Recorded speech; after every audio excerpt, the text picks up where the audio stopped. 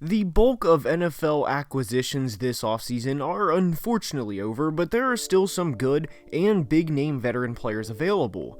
This NFL offseason as a whole signaled a change in how things are going to be different moving forward, as teams are going for the Grand Slam mentality more than ever before, and it's going to be very interesting to see how the league develops over the next couple of years, because for every Cincinnati Bengals or Tampa Bay Buccaneers, as crazy as it is to say those teams and use those teams as success models, there's going to be teams that strike out, and in today's video, we're going to be discussing where some of the biggest free agents left should go and why they should go to X or Y team, and without further ado, let's begin.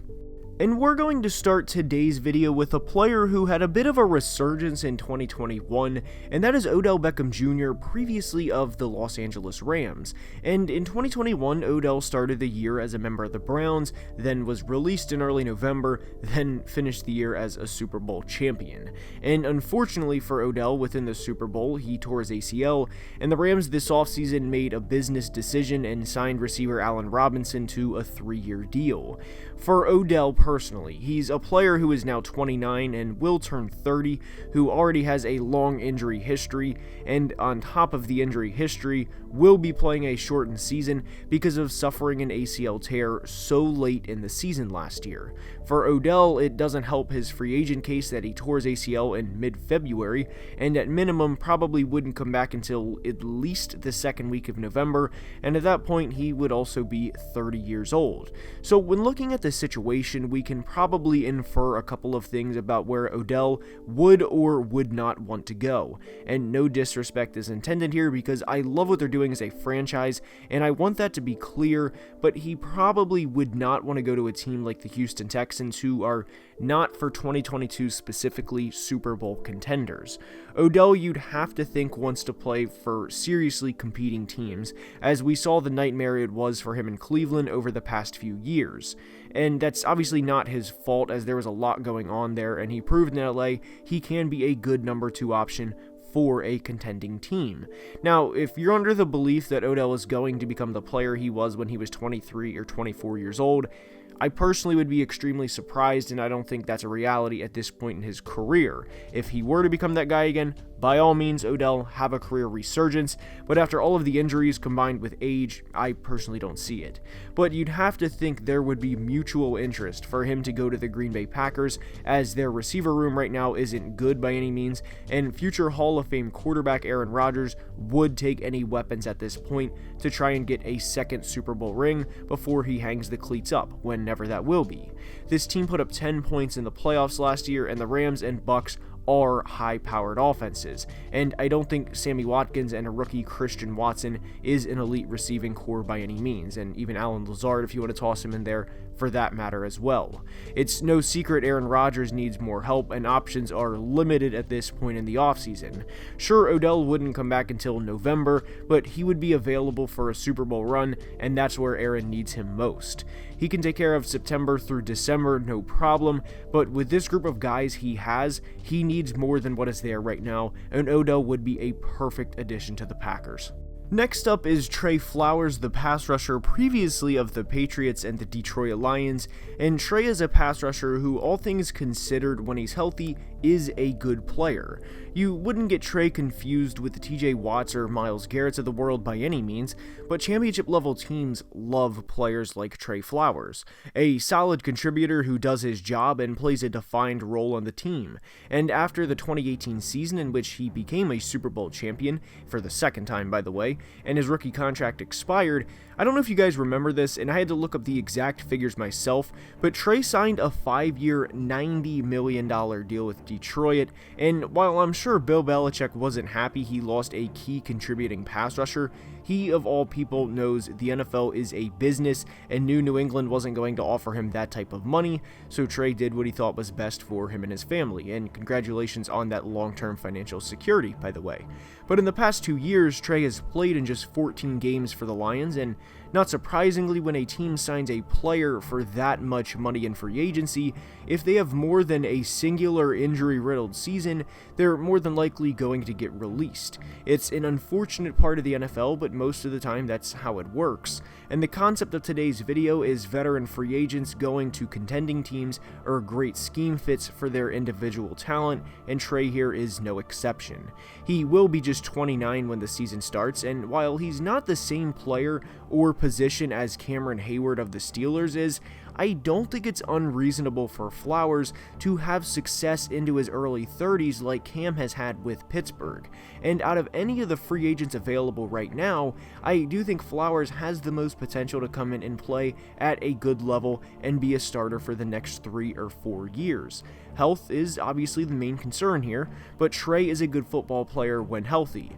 And to be clear, good football players to me in this scenario means above average and a player you generally don't hear too much about because he does his job at an adequate level. He had a 4-season span of 28 sacks, and he can become that player again.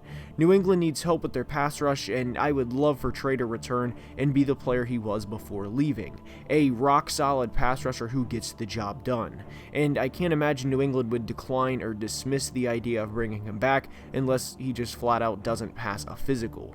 Bring Flowers home and have him get after Josh Allen, Tua Tagovailoa, and Zach Wilson and get back to New England style of football. And next we'll discuss corner James Bradberry, previously of the Carolina Panthers and New York Giants. James is a 6'1", 210-pound corner who will be 29 at the start of the season, and the Giants tried time and time again to find a trade partner, but with every NFL franchise knowing if they couldn't find a trade partner, they were eventually going to release him.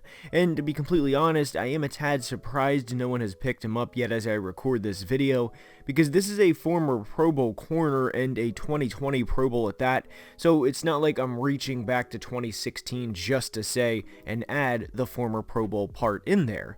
The Giants haven't been good in several years now, and James was drafted the year after the Panthers went to the Super Bowl, and to date he's played in a singular postseason game. And as we know in the NFL, the best ability is of course availability, and James has been a very healthy player at the NFL level. With him being near 30, I think he'd have to be kind of over losing in his career and would take less money to play for a contender. Again, that's my opinion for clarity, but I think a team like the Las Vegas Raiders would love to bring him in for a workout, as everyone knows how good that division is, and more specifically, the quarterbacks within that division. You could make a case not just for the Raiders, but for every team in that division, because NFL coaches will never say we have too many good corners on our team. Never. And ideally, James would go to any of the AFC West teams. I liked Las Vegas more than the other three because this franchise, from a long-term standpoint, should right now have a former first-round pick in Damon Arnett entering year 3 and have that position, well, at least one of the corners, locked down, but as we know, he is no longer a part of the team. And I think James Bradberry going to the Raiders in the grand scheme of things is a good fit for both sides. Next, we're going to discuss a couple of offensive players because I didn't want this entire video to be receiver after receiver after receiver, but first up is Julio Jones, who is coming off of back-to-back not good seasons for him and for the standards that he's created for himself. He's played in 19 games over the past 2 years and had a combined 82 catches for a little over 1,200 yards. And while it is seemingly much easier for NFL teams to find receivers now than ever before, this is a player who is just 3 years removed from a near 1,400-yard year, as he had 1,394 in 2019 to be exact, and 1,677 in 2018. He is 33, and I'd be shocked if no team picks him up, because at worst, I think even Julio haters would say he's worth a tryout. The playing for a contender cliche of today's video most definitely applies to Julio, and I'd personally love for him to go to a team like the Baltimore Ravens, have a mentor Rashad Bateman, and in addition to that, be a reliable guy for Lamar to throw to when they need it if Mark Andrews is double teamed, and that's an interesting location for him. I just can't fathom Julio not being picked up by anybody before the 2022 season starts. Another veteran pass catcher we're going to discuss is tight end Rob Gronkowski. With Gronk, I think this one is pretty simple. It's play with Tom Brady or nothing. And while Rob did say Joe Burrow is a good player and he'd be cool to play with, and I'm paraphrasing, but he basically said Joe Burrow has the it factor, I don't see Gronk not playing with his boy Tom if he can control that, and at this point, he most certainly can. Gronk, in my opinion, is either a buck or a broadcaster, and to be honest with you guys, I don't think there's an in-between. And with that being said, that's all I have for today's video. I hope you enjoyed, and if you did, now is the time I ask you to please leave a like and subscribe to the channel because it would mean the world. There is a Justin Jefferson autographed jersey giveaway on Twitter live right now. The link is in the bio. Also, please join the Discord where we talk football amongst many things. And until next time, as always, please be safe and have a great day. Love you guys.